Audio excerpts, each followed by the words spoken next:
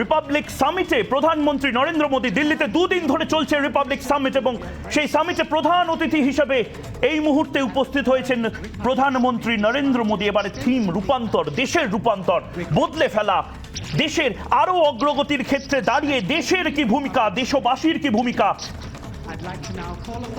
প্রধানমন্ত্রী নরেন্দ্র মোদী এবং অর্ণব গোস্বামী, রিপাবলিক মিডিয়ার এডিটর ইন চিফ, এবং আপনারা দেখতে পাচ্ছেন স্ক্রিনে প্রধানমন্ত্রী নরেন্দ্র মোদী এই মুহূর্তে উপস্থিত হয়েছেন।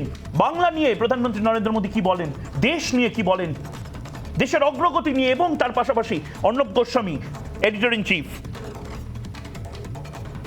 আর কয়েক সেকেন্ডের মধ্যে রিপাবলিক নেটওয়ার্কের editor in chief Arnab Goswami নিজের বক্তব্য শুরু করবেন এবং তারপরে সেই বহু প্রতীক্ষিত সাক্ষাৎকার।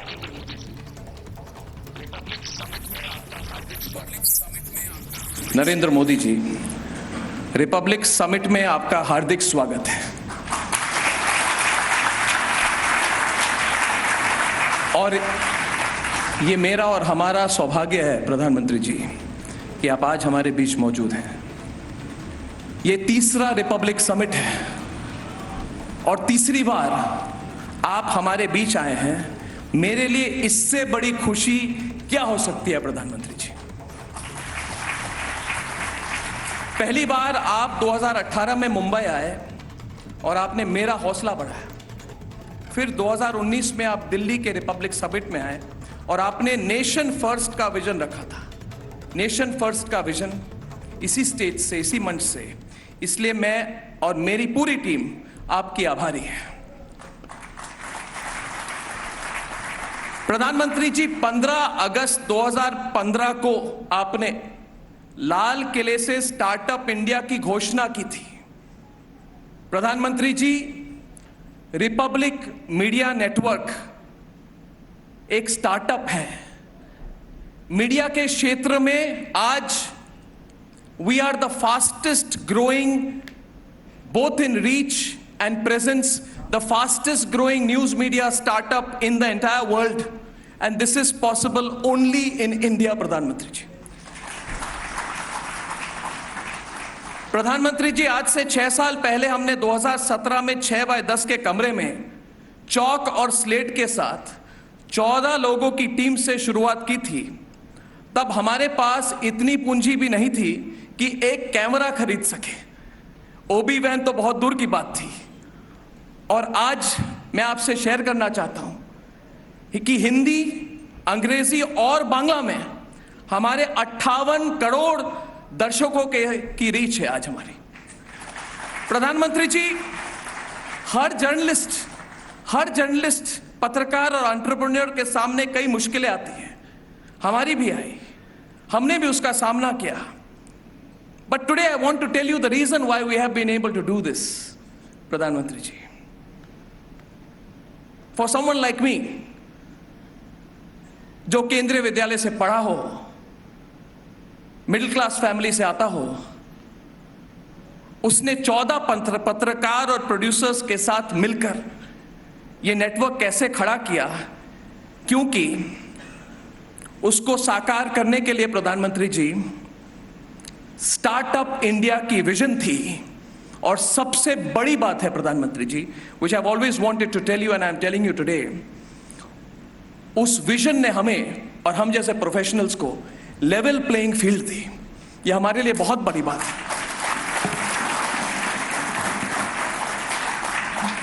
इस विजन ने ऐसा माहौल दिया जिसमें परिश्रम, टैलेंट और इनोवेशन के साथ और टेक्नोलॉजी के साथ कोई भी अपना सपना साकार कर सकता है। प्रधानमंत्री जी, हर भारतीय का सपना पूरा करने के लिए आपने देश में ऐसा एक वातावरण बनाया। आपने ऐसा एक वातावरण बनाया है इस देश में, लेवल प्लेइंग फील्ड बनाई है हम जैसे लोगों के लिए। जैसे स्वामी विवेकानंद ने कहा था कि संभव की सीमा जानने का एक ही तरीका है कि असंभव के आगे निकल जाना। प्रधानमंत्री जी, I want to say from this stage today to you personally, we believe in you, we believe in your vision, and we believe in your leadership. प्रधानमंत्री जी, जब मैं हिंदू कॉलेज में छात्र था, दिल्ली यूनिवर्सिटी के हिंदू कॉलेज में छात्र था, हॉस्टल में रहता था, तब ब्रेन ड्रेन का दौर था और हमारे जनरेशन के कई लोग चले गए, अब वापस भी नहीं आए। मगर आपके गाइडेंस में today the best talent is in India and the best talent is coming back to India. That is the transformation, प्रधानमंत्री जी, that you have brought, you alone have brought in this country. प्रधानमंत्री जी, जिन लोगों के ने घर, बिजली, सड़क, पानी और राशन को पॉलिटिकल स्लोगन बना दिया था, पहले जो सड़क 3 किलोमीटर हर दिन बनते थे, आज करीब 20-25 किलोमीटर के हाईवे का निर्माण आज किया जाता है। You are today leading the world on global issues on the one side. Climate change. You are the global leader on issues of climate change. You are showing the way to peace in Ukraine with your straight talk and your astute and unbelievable diplomacy. Unbelievable diplomacy. And at the same time, Pradhan Mantri ji, it is only and only under your leadership, only under your leadership, कि हर किसी को घर में नल का जल, मुफ्त ration मिल रहा है। 70 साल में जो सिर्फ सपनों में दिखाए गए, आज वो साकार हो रहे हैं। And that is why I want to tell you on the theme of time of transformation, प्रधानमंत्री जी, we believe in you, we believe in your vision and we have absolute belief and trust and faith in your leadership. जैसा कि आपने कहा है और जैसा आपने कहा प्रधानमंत्री जी, और मैं आपको कोट कर रहा हूं, कि हम 2047 तक विकसित भारत, डेवलप्ड इंडिया के लक्ष्य पर काम करना होगा हमें। आपने रेड फोर्ट से कहा था, इसलिए हम सबको मिलकर काम करना होगा। विकसित भारत हमारा पहला संकल्प है, यह बड़ा संकल्प है, लेकिन इस दिशा में हमें काम करना होगा। Pradhanmantri ji, we 100% believe in your vision for a developed India when you speak from your heart, and I felt the last time that you spoke at the Red Fort, Pradhanmantri ji, as you always do, you made it very, very clear, and I know that every step of yours, and having had the privilege of following both your political career for some time now, and I hope you remember the days when I used to come as a reporter at the BJP headquarters. Pradhanmantri ji, I know that everything that you're doing today, from G20 to transformation of the infrastructure of this country, the marvelous transformation is a step in that direction. आपके विकसित भारत के vision को हर भारतीय समझता है, and that is why we want to not only believe in your vision, not only believe in your vision, we want to work hand in hand with you towards making your vision possible. So today, Pradhanmantri ji, मैं आपको बताना चाहता हूं, I want to tell you about a small dream of mine, both as a journalist and as an entrepreneur, a small dream of this network, which this country and God has given us the opportunity to build. Pradhanmantri ji, my dream is that Bharat में, भारत से, भारतीय परिश्रम से, भारतीय talent से, और प्रधानमंत्री जी भारतीय कंटेंट से और भारतीय टेक्नोलॉजी से बहुत ही जल्द एक ग्लोबल न्यूज नेटवर्क मुझे लगता है होना चाहिए। और उस दिशा में प्रधानमंत्री जी, उस दिशा में हमने प्रयास शुरू कर दी है। अनाउंसमेंट नहीं की है, मगर मुझे लगा कि आप आज आ रहे हैं तो आपके सामने कहना चाहता हूं कि 100% होम ग्रोन टेक्नोलॉजी के साथ रिपब्लिक मीडिया नेटवर्क के टेक्नोलॉजी डेवलपमेंट सेंटर में इस वक्त 100% होम बिल्ट, नॉट 1% इंपोर्टेड, प्रधानमंत्री जी, 100% home built machine learning, artificial intelligence के साथ, होम ग्रोन एनालिटिक्स और डिजिटल टेक्नोलॉजी के साथ हम तैयार कर रहे हैं और इस पर हमारा काम चल रहा है। जैसे प्रधानमंत्री जी आपने दिशा दिखाई है, हम भी इसी दिशा में हमारा प्रयास कर रहे हैं, और मुझे लगता है कि मीडिया और टेक्नोलॉजी के मिश्रण से, through a mix of media and technology and content, Bharat की आवाज को दुनिया के हर कोने में हम ले जाना चाहते हैं।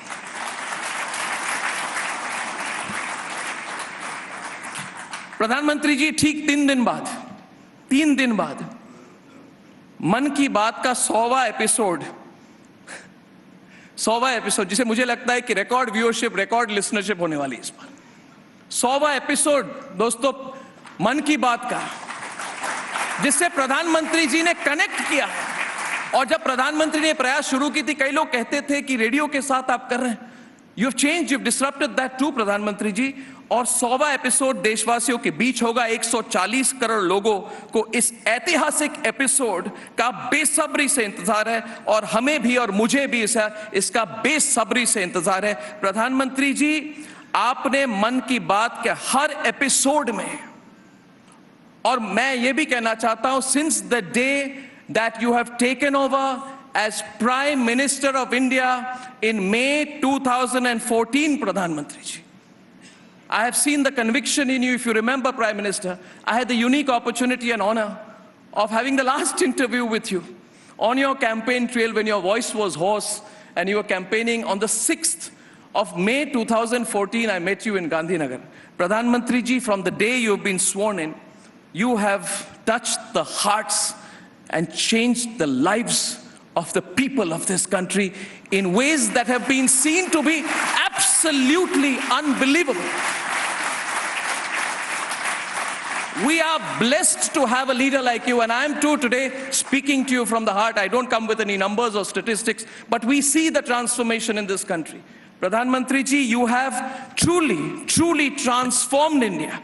You have transformed India in ways that people would not even have imagined. प्रधानमंत्री जी, आज हमारे सैकड़ों, हमारे करोड़ों दर्शक टेलीविजन, डिजिटल, लाइव स्ट्रीमिंग के जरिए आपके एड्रेस का इंतजार करते हैं। Thank you for gracing the occasion and giving us the opportunity to host you. प्रधानमंत्री, थैंक यू सर।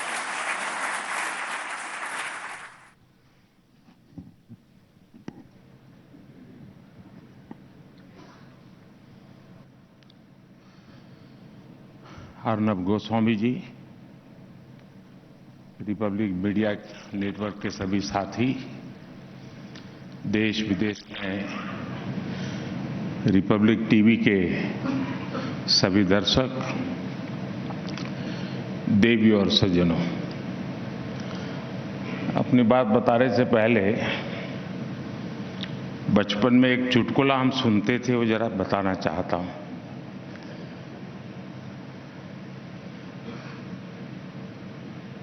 एक प्रोफेसर थे और उनकी बेटी ने आत्महत्या की, तो एक चीट छोड़ करके गई कि मैं जिंदगी में थक गई हूं, मैं जीना नहीं चाहती हूं, तो मैं काकरिया तालाब में कूद करके मर जाऊंगी। अब सुबह देखा बेटी घर में नहीं है, तो बिस्तर में चिट्ठी मिली, तो पिताजी को बड़ा गुस्सा आया। बोले, मैं प्रोफेसर, इतने साल मैंने मेहनत की, अभी भी बोले कांकरिया स्पेलिंग गलत लिख के जाती है।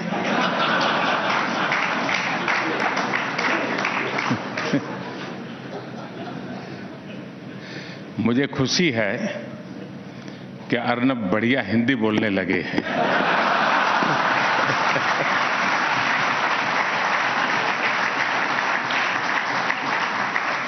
उन्होंने क्या बोला वो तो मैंने सुना नहीं, लेकिन हिंदी ठीक है कि नहीं वो बराबर ध्यान से सुन रहा था।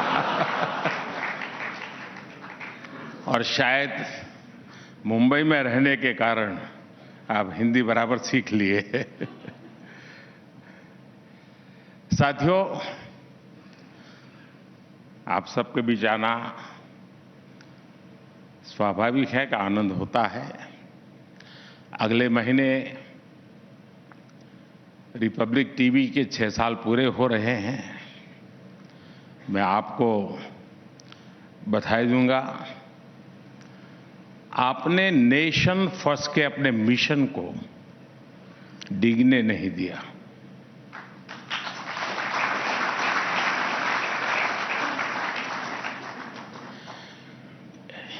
हर प्रकार के रोड़े रुकावटों के बावजूद आप डटे रहे। कभी अर्नब का गला खराब हुआ, कभी कुछ लोग अर्नब के गले पड़ गए, लेकिन चैनल न रुका न थका और न ही थमा।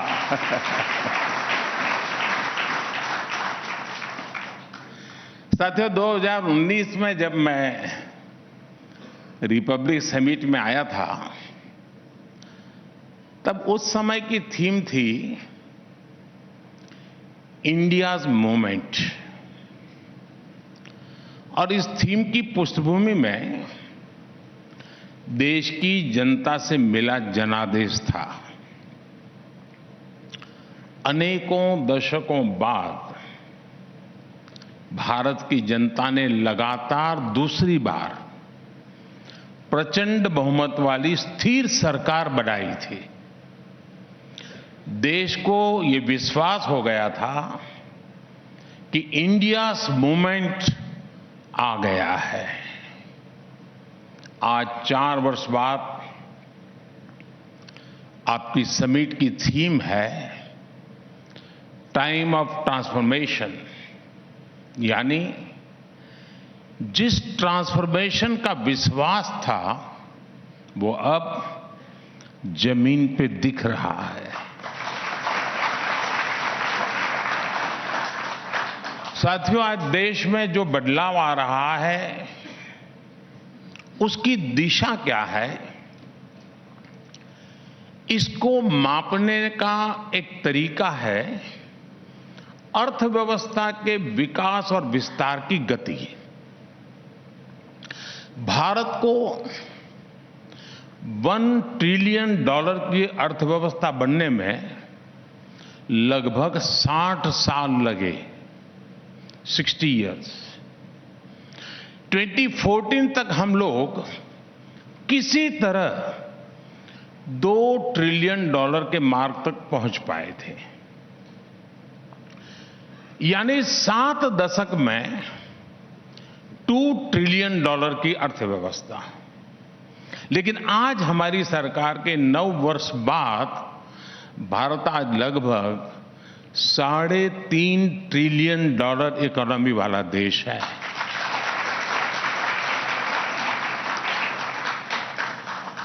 बीते 9 वर्षों में हमने 10वें नंबर की अर्थव्यवस्था से 5वें नंबर तक की लंबी छलांग लगाई,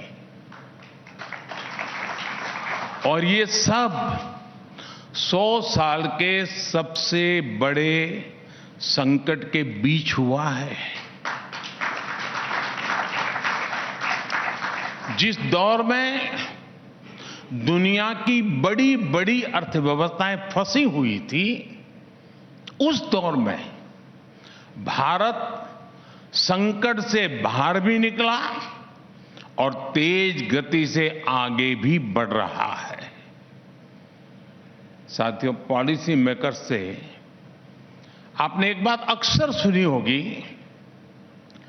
फर्स्ट ऑर्डर इंपैक्ट, यानी किसी भी नीति का पहला और स्वाभाविक परिणाम।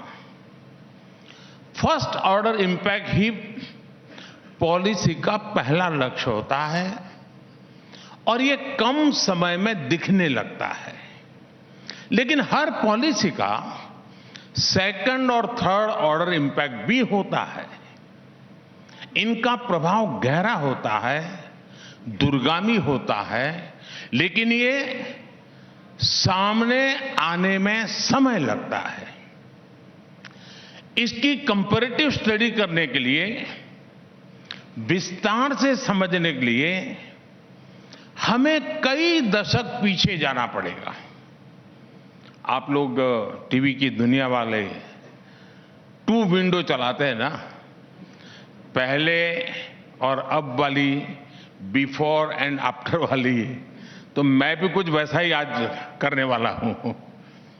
तो पहले जरा बिफोर की बात कर लेते हैं। साथियों, आजादी मिलने के बाद लाइसेंस राज वाली जो इकोनॉमी पॉलिसी अपनाई गई थी, उसमें सरकार ही कंट्रोलर बन गई। कंपटीशन खत्म कर दिया गया। प्राइवेट इंडस्ट्री को, एमएसएमईज को आगे नहीं बढ़ने दिया गया। इसका पहला नकारात्मक प्रभाव तो यही हुआ कि दूसरे देशों के मुकाबले हम पिछड़ते चले गए, हम और गरीब होते गए। उन नीतियों का सेकंड ऑर्डर इंपैक्ट और भी बुरा हुआ। भारत की कंजम्पशन ग्रोथ दुनिया के मुकाबले बहुत कम रह गई। इसकी वजह से मैन्युफैक्चरिंग सेक्टर कमजोर हुआ और हमने इन्वेस्टमेंट के मौके गंवा दिए। इसका तीसरा प्रभाव यह हुआ कि भारत में इनोवेशन का माहौल ही नहीं बन सका। ऐसे में न ज्यादा इनोवेटिव एंटरप्राइज बने और ना ही ज्यादा प्राइवेट जॉब्स क्रिएट हुई। युवा सिर्फ और सिर्फ सरकारी नौकरी के भरोसे रहने लगे। देश की कई प्रतिभाओं ने तब काम का माहौल ना देखकर देश छोड़ने तक का फैसला कर लिया। ये सब उन्हीं सरकारी नीतियों का थर्ड ऑर्डर इंपैक्ट था। उन नीतियों के इंपैक्ट ने देश के इनोवेशन, हार्डवर्क और एंटरप्राइज की क्षमता को कुचल दिया। साथियों, अब जो मैं बताने जा रहा हूं वो जानकर रिपब्लिक टीवी के दर्शकों को भी जरूर अच्छा लगेगा। 2014 के बाद हमारी सरकार ने जो भी पॉलिसी बनाई उसमें न केवल इनिशियल बेनिफिट्स का ध्यान रखा गया बल्कि सेकंड और थर्ड ऑर्डर इफेक्ट को भी प्राथमिकता दी गई। आपको याद होगा 2019 में इसी रिपब्लिक समिट में मैंने कहा था कि पीएम आवास योजना के तहत हमने 5 साल में 1.5 करोड़ परिवारों को घर दिया है। अब यह आंकड़ा बढ़कर 3.25 करोड़ से ज्यादा हो चुका है। इनमें से ज्यादातर घर, उसका मालिकाना हक हमारी माताओं बहनों के नाम पर है। और आप जानते हैं आज एक एक घर लाखों की कीमत का बनता है। यानी करोड़ों गरीब बहनें, मैं आज बड़े संतोष से कहता हूं, लखपति दीदी बनी है।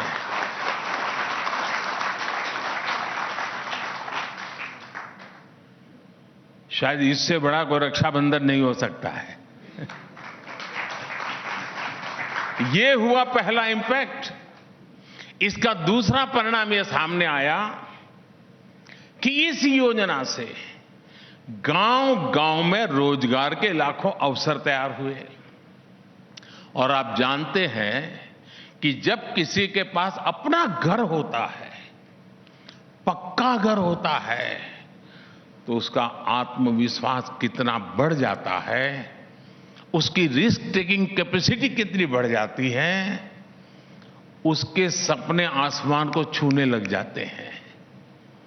पीएम आवास योजना ने देश के गरीब का आत्मविश्वास नई ऊंचाई पर पहुंचाया। साथियों, कुछ दिन पहले ही मुद्रा योजना के 8 वर्ष पूरे हुए हैं। ये योजना माइक्रो और स्मॉल एंटरप्रेन्योर्स को फाइनेंशियल सपोर्ट देने के लिए शुरू की गई थी। मुद्रा योजना के तहत 40 करोड़ से अधिक लोन बांटे गए, जिनमें करीब 70% महिलाएं हैं। इस योजना का पहला प्रभाव तो स्वरोजगार में बढ़ोतरी के रूप में हमारे सामने है। मुद्रा योजना हो, महिलाओं के जनधन अकाउंट खुलना हो या फिर सेल्फ हेल्प ग्रुप को प्रोत्साहन, आज इन योजनाओं से देश में एक बड़ा सामाजिक बदलाव होते हुए हम देख सकते हैं। इन योजनाओं ने आज परिवार के डिसीजन मेकिंग प्रोसेस में महिलाओं की मजबूत भूमिका स्थापित कर दी है। अब ज्यादा से ज्यादा महिलाएं जॉब क्रिएटर की भूमिका में आ रही है।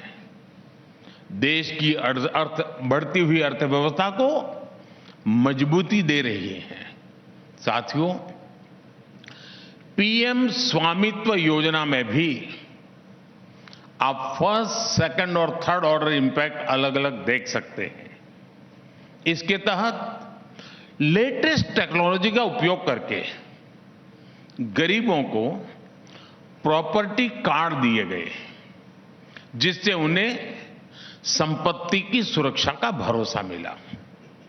इस योजना का एक और असर ड्रोन सेक्टर पर देखा जा सकता है, जिसमें मांग और विस्तार की संभावनाएं लगातार बढ़ रही है। पीएम स्वामित्व योजना को शुरू करने अब करीब करीब 2-2.5 साल हुए हैं, बहुत समय नहीं हुआ है, लेकिन इसका भी सोशल इम्पैक्ट दिखने लगा है। संपत्ति कार्ड मिलने पर आपसी विवाद की आशंका कम हो गई है। इससे हमारी पुलिस और न्यायिक व्यवस्था पर लगातार बढ़ रहा दबाव कम हो रहा है। इसके साथ ही गांव में जिस प्रॉपर्टी के कागज मिल गए हैं, उन्हें अब बैंकों से मदद मिलना और भी आसान हो गया है। गांव की इन प्रॉपर्टीज की कीमत भी बढ़ गई है। साथियों, फर्स्ट ऑर्डर, सेकंड ऑर्डर और थर्ड ऑर्डर इंपैक्ट के मेरे पास इतनी केस स्टडी है कि आपका run down he out of order हो जाएगा। बहुत सारा समय इसी में निकल जाएगा। डीबीटी हो, बिजली, पानी, टॉयलेट जैसी सुविधाएं गरीब व्यक्ति तक पहुंचाने की योजनाएं हो, इन सभी ने ग्राउंड लेवल पर एक क्रांति ला दी है। इन योजनाओं ने देश के गरीब से गरीब व्यक्ति को भी सम्मान और सुरक्षा के भाव से भर दिया है। देश में गरीब को पहली बार सिक्योरिटी भी मिली है, डिग्निटी भी मिली है। जिन्हें दशकों तक यही एहसास दिलाया गया था कि वो देश के विकास पर बोझ है, वो आज देश के विकास को गति दे रहे हैं। जब सरकार ये योजनाएं शुरू कर रही थी तो कुछ लोग हमारा मजाक उड़ाया करते थे, लेकिन आज इन्हीं योजनाओं ने भारत के तेज विकास को गति दी है। ये योजनाएं विकसित भारत के निर्माण का आधार बन रही है। साथियों, बीते 9 वर्षों से गरीब, दलित, वंचित, पिछड़ा, आदिवासी, सामान्य वर्ग, मध्यम वर्ग, हर कोई अपने जीवन में स्पष्ट बदलाव अनुभव रहा है। आज देश में बहुत सिस्टमेटिक अप्रोच के साथ काम हो रहा है। मिशन मोड पर काम हो रहा है। हमने सत्ता के माइंडसेट को भी बदला है। हम सेवा का माइंडसेट लेकर आए हैं। हमने गरीब कल्याण को अपना माध्यम बनाया है। हमने तुष्टीकरण नहीं, संतुष्टीकरण को अपना आधार बनाया है। इस अप्रोच ने देश के गरीब और मध्यम वर्ग के लिए एक डिफेंसिव शील्ड, सुरक्षा का कवच का निर्माण कर दिया है। इस सुरक्षा कवच ने देश के गरीब को और गरीब होने से रोक दिया है। आप में से बहुत कम लोगों को पता होगा कि आयुष्मान योजना ने देश के गरीबों के 80,000 करोड़ रुपए खर्च होने से बचाए हैं। जो गरीब के जेब से जाने वाला था, अगर ये योजना न होती तो इतने ही पैसे गरीब को अपनी जेब से खर्च करने पड़ते। सोचिए, हमने कितने ही गरीबों को और गरीब होने से बचा लिया है। संकट के समय काम आने वाली ये अकेली योजना नहीं है, बल्कि सस्ती दवाइयां, मुफ्त टीकाकरण, मुफ्त dialysis, accident insurance, life insurance की सुविधा भी पहली बार करोड़ों परिवारों को मिली है। पीएम गरीब कल्याण अन्न योजना देश की एक बहुत बड़ी आबादी के लिए एक और प्रोटेक्टिव शील्ड है। इस योजना ने कोरोना के संकट काल में किसी गरीब को भूखे नहीं सोने दिया। आज सरकार 4 लाख करोड़ रुपए सरकार इसी अन्न योजना पर खर्च कर रही है। चाहे वो one nation one ration card हो या फिर जेम ट्रिनिटी, ये सभी प्रोटेक्टिव शील्ड का ही हिस्सा है। आज गरीब से गरीब को भरोसा मिला है कि जो उसके हक का है वो उसे जरूर मिलेगा। और मैं मानता हूं यही सच्चे अर्थ में सामाजिक न्याय है। ऐसी कितनी ही योजना है, इनका बहुत बड़ा असर भारत से गरीबी को कम करने में हुआ है। आपने कुछ समय पहले आईएमएफ का एक रिपोर्ट आया जो है, एक वर्किंग पेपर, शायद आपने जरूर देखा होगा। ये रिपोर्ट बताती है कि ऐसी योजनाओं के कारण महामारी के बावजूद भारत में एक्सट्रीम पॉवर्टी खत्म होने की कगार पर है। और यही तो ट्रांसफॉर्मेशन और क्या होता है साथियों? आप याद होगा, मैंने संसद में मनरेगा को कांग्रेस सरकार की विफलताओं के स्मारक के रूप में पहचान दी थी उसकी। 2014 से पहले मनरेगा को लेकर कितनी शिकायतें रहती थी। तब सरकार ने एक स्टडी कराई थी। स्टडी में सामने आया, कई जगहों पर तो एक दिन के काम के बदले 30 दिन तक की हाजिरी दिखाई जा रही है। यानी पैसा कोई और हजम कर रहा था। इसमें किसका नुकसान हो रहा था?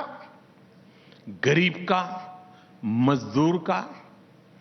आज भी अगर आप गांवों में जाएंगे और पूछेंगे कि 2014 से पहले मनरेगा में कौन सा प्रोजेक्ट बना है जो आज काम आ रहा है, तो आपको ज्यादा कुछ हाथ नहीं लगेगा।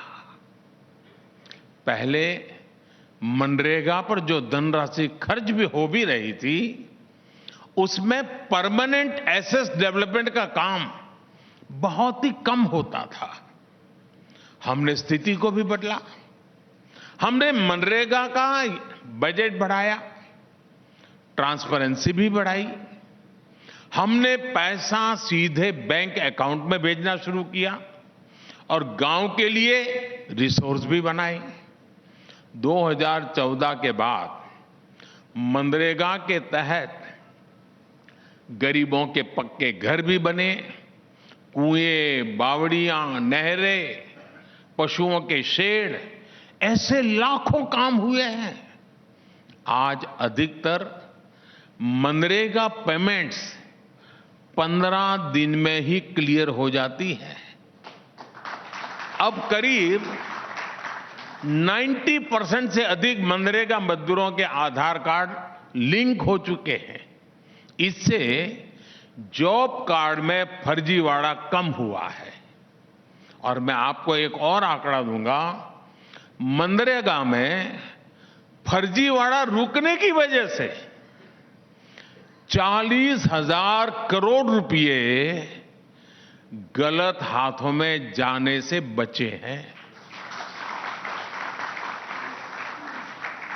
अब मनरेगा का पैसा उस गरीब मजदूर के पास जा रहा है जो मेहनत करता है, जो अपना पसीना बहाता है। गरीब के साथ हो रहे उस अन्याय को भी हमारी सरकार ने समाप्त कर दिया है। साथियों, ट्रांसफॉर्मेशन की ये यात्रा जितनी समकालीन है उतनी ही फ्यूचरिस्टिक भी है। हम आने वाले अनेक दशकों की तैयारी आज कर रहे हैं। अतीत में जो भी टेक्नोलॉजी आई वो कई कई दशकों या सालों के बाद भारत पहुंची। पिछले 9 वर्षों में भारत ने इस ट्रेंड को भी बदला है। भारत ने 3 काम एक साथ शुरू किए।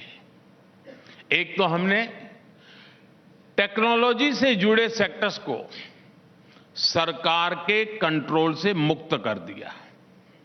दूसरा, हमने भारत की जरूरत के मुताबिक भारत में ही टेक्नोलॉजी विकसित करने पर जोर दिया। तीसरा, हमने फ्यूचर की टेक्नोलॉजी के लिए रिसर्च एंड डेवलपमेंट पर मिशन मोड अप्रोच अपनाई। आज आप देख रहे हैं कि देश में किस तरह और कितनी तेजी से 5G का रोल आउट हुआ है। हम दुनिया में सबसे तेज गति से आगे बढ़े हैं। 5G को लेकर भारत ने जो तेजी दिखाई है, जिस तरह अपनी खुद की टेक्नोलॉजी विकसित की है, उसकी पूरी दुनिया में चर्चा हो रही है। साथियों, कोरोना काल में वैक्सीन का विषय भी कोई भूल नहीं सकता। जो पुरानी सोच और अप्रोच वाले लोग थे, वो कह रहे थे कि मेड इन इंडिया वैक्सीन की जरूरत क्या है, दूसरे देश बना ही रहे हैं, वो एक ना एक दिन हमें भी वैक्सीन दे ही देंगे। लेकिन संकट की घड़ी में भारत ने आत्मनिर्भरता का रास्ता चुना और परिणाम हमारे सामने हैं।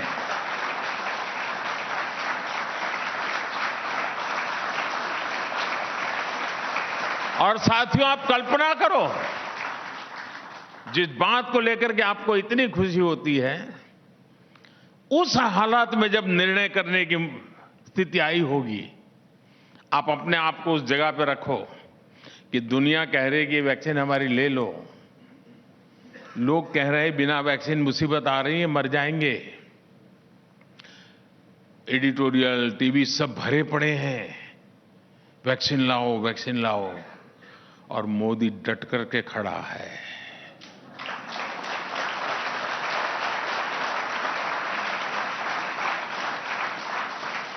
बहुत बड़ा पॉलिटिकल कैपिटल मैंने रिस्क पे लगाया था दोस्तों,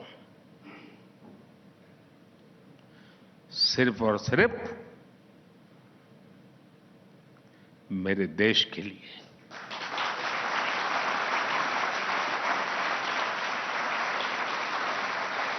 वरना मैं भी, अरे खजाना है, खाली करो, है ले आओ, एक बार लगा दो, अखबार में एडवर्टाइजमेंट दे दो, काम चल जाएगा। लेकिन हमने वो रास्ता नहीं चुना दोस्तों। हमने बहुत ही कम समय में दुनिया की श्रेष्ठ और प्रभावी वैक्सीन तैयार की। हमने तेज गति से दुनिया का सबसे बड़ा, सबसे सफल वैक्सीन अभियान चलाया।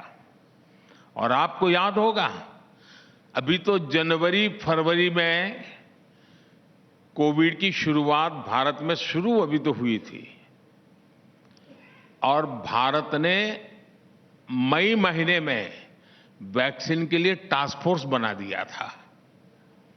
इतना एडवांस में सोच करके काम किया है। और यही वो भी समय था जब कुछ लोग मेड इन इंडिया वैक्सीन को नकारने में जुटे थे। न जाने कैसे कैसे शब्द प्रयोग किए थे। पता नहीं किसका दबाव था, जाने क्या स्वार्थ था कि ये लोग विदेशी वैक्सीन के इंपोर्ट की पैरवी कर रहे थे। साथियों, हमारा डिजिटल इंडिया अभियान की भी आज विश्व भर में चर्चा है। मैं पिछले दिनों G20 समिट में बाली गया था। शायद ही कोई देश ऐसा होगा जिसने मुझे डिजिटल इंडिया की डिटेल जानने की कोशिश न की हो। इतनी बड़ी चर्चा है। डिजिटल इंडिया को भी एक समय में ड्रिल करने की कोशिश हुई थी। पहले देश को डाटा बनाम आटा की डिबेट में उलझाया गया और ये टीवी वालों को तो बजा मड़ जाता है, दो शब्द डाल देते हैं, डाटा चाहिए आटा चाहिए।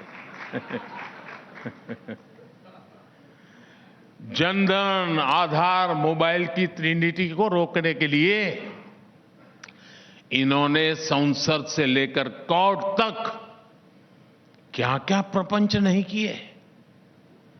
2016 में जब मैं देशवासियों को कहता था कि आपके बैंक को आपकी उंगली पर लाकर मैं खड़ा कर दूंगा, आपकी उंगली पर आपकी बैंक होगी,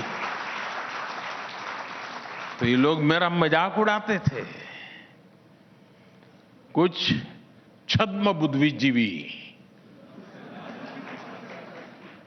तब पूछते थे, मोदी जी बताइए, गरीब आलू टमाटर डिजिटली कैसे खरीदेगा?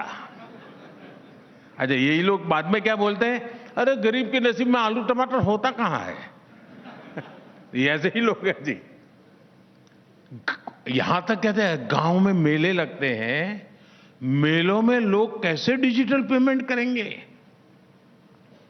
आज आप देखिए, आपकी फिल्म सिटी में भी चाय की दुकान से लेकर लिट्टी चोखे के ठेले तक डिजिटल पेमेंट हो रहा है या नहीं?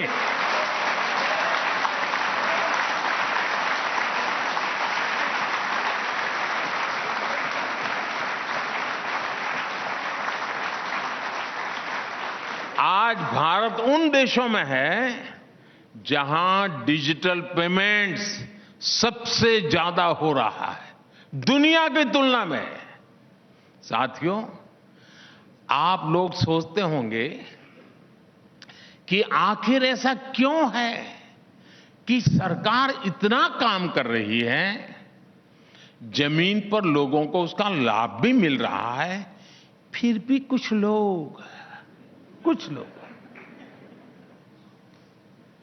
लोगों को मोदी से इतनी परेशानी क्यों है?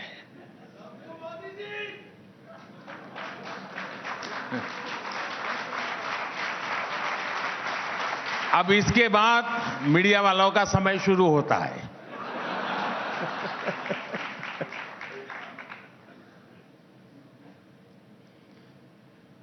और आज इसकी वजह मैं भी रिपब्लिक टीवी के दर्शकों को बताना चाहता हूं।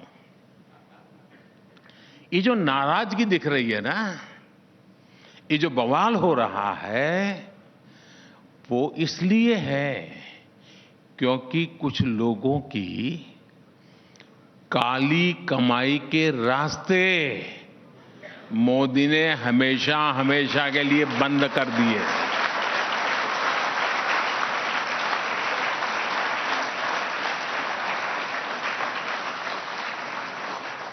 अब भ्रष्टाचार के खिलाफ लड़ाई में आधी अधूरी आइसोलेटेड अप्रोच नहीं है, अब एक इंटीग्रेटेड इंस्टीट्यूशनलाइज अप्रोच है।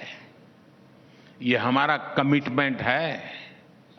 अब आप बताइए, जिसकी काली कमाई रुकेगी, वो मुझे पानी पी पी कर गाली देगा कि नहीं देगा।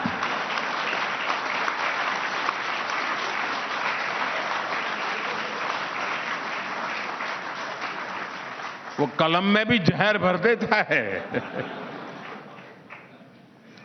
आप ये जानकर हैरान रह जाएंगे कि जेम ट्रिनिटी, उसकी वजह से सरकारी स्कीम्स के करीब 10 करोड़, आंकड़ा कम नहीं है साहब, 10 करोड़ फर्जी लाभार्थी बाहर हो गए हैं।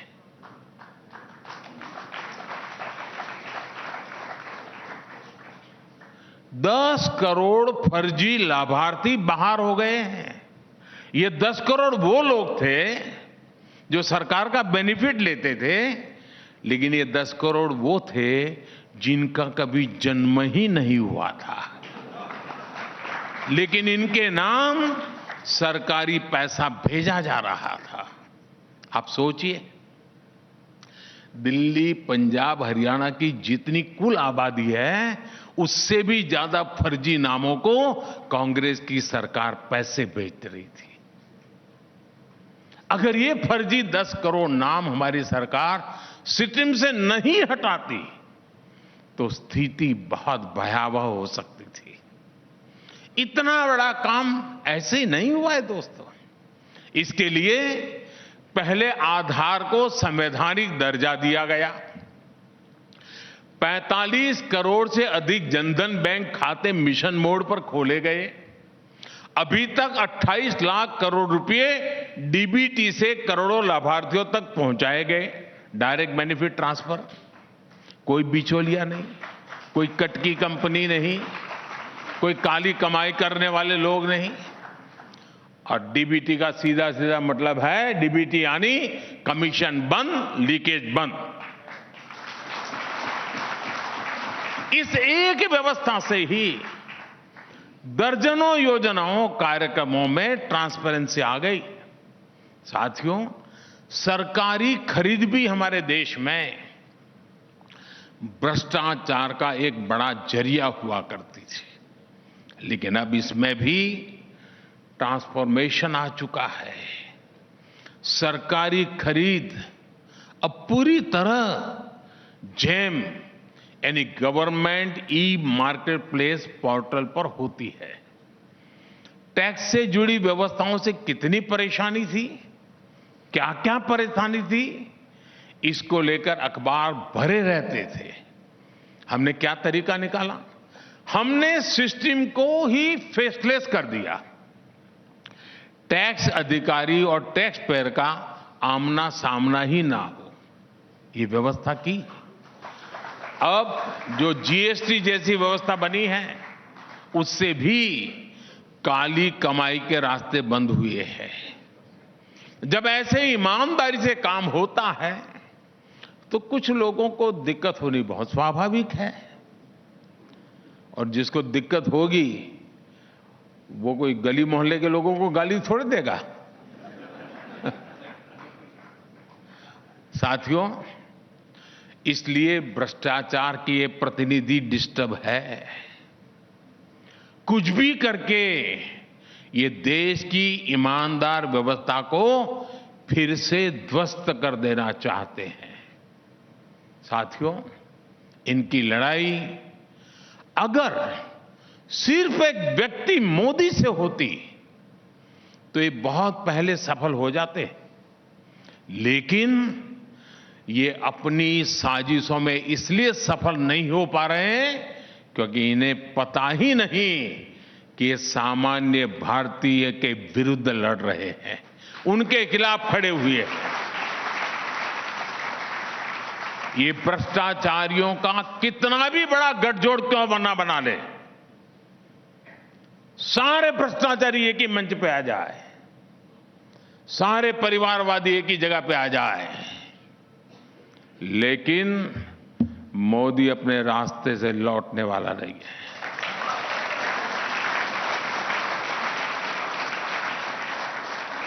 भ्रष्टाचार और परिवारवाद के खिलाफ मेरी लड़ाई जारी रहेगी दोस्तों। और मैं देश को इन चीजों से मुक्त कराने के लिए प्रण लेकर के निकला हुआ इंसान हूं। मुझे आपके आशीर्वाद चाहिए।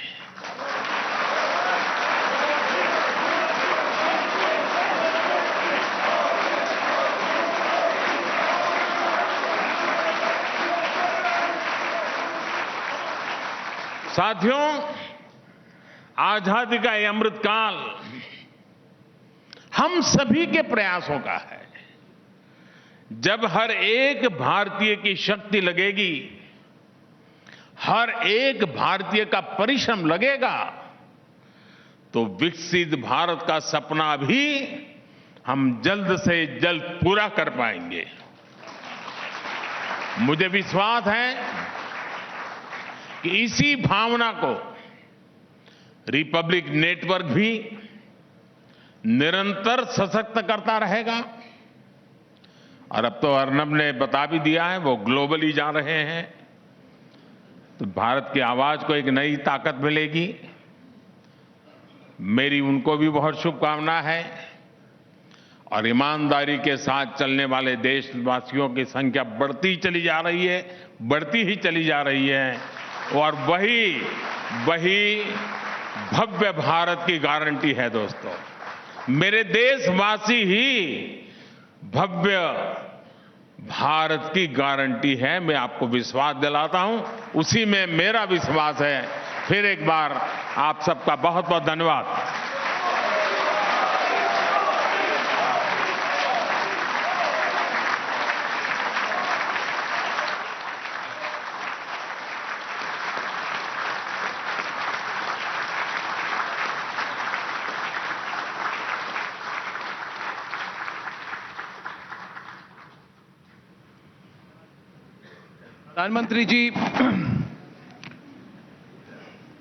Pradhanmantri ji, today we commit to you with all our energy.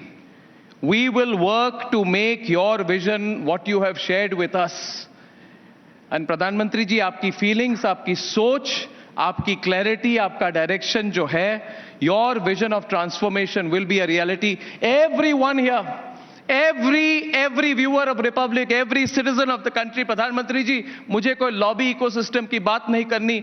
मैं तो मानता हूं कि देश की जनता आपके साथ है। प्रधानमंत्री जी, आज इस मंच से आपसे हम वादा करते हैं कि हमारी भी रिपब्लिक मीडिया नेटवर्क की पूरी लगन से, पूरे कमिटमेंट के साथ आपके विजन के दिशा में हम अपने प्रयास भी जोड़ेंगे। प्रधानमंत्री जी, आपने मेरे हिंदी के बारे में कुछ कहा।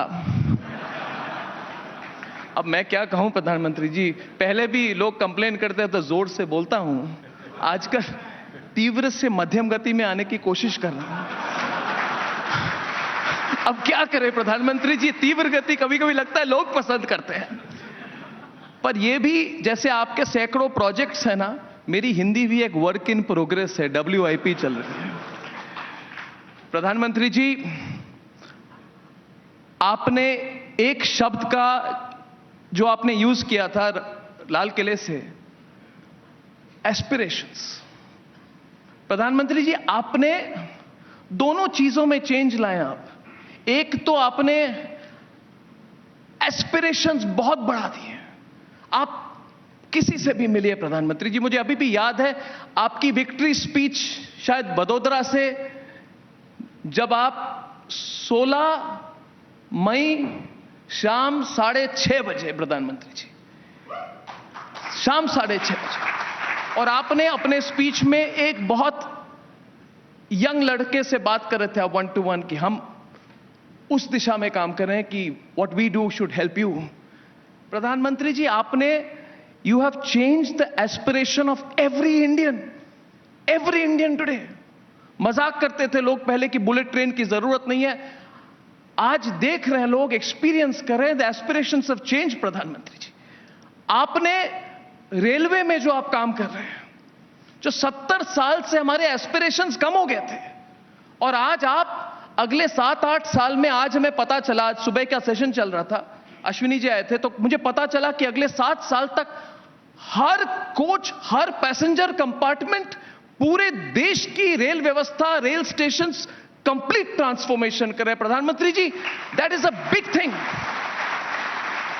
आपने एस्पिरेशंस बढ़ा दिए हैं, and I can tell you प्रधानमंत्री जी, at the pace at which you are going, I believe, I truly believe all of India will be, आपने कहा extreme poverty, at the pace at which you are going, Pradhan Mantri ji, you have eliminated poverty next, and you will, Pradhan Mantri ji, take every Indian to at least middle class in our lifetime, and that's going to be the biggest transformation of the country.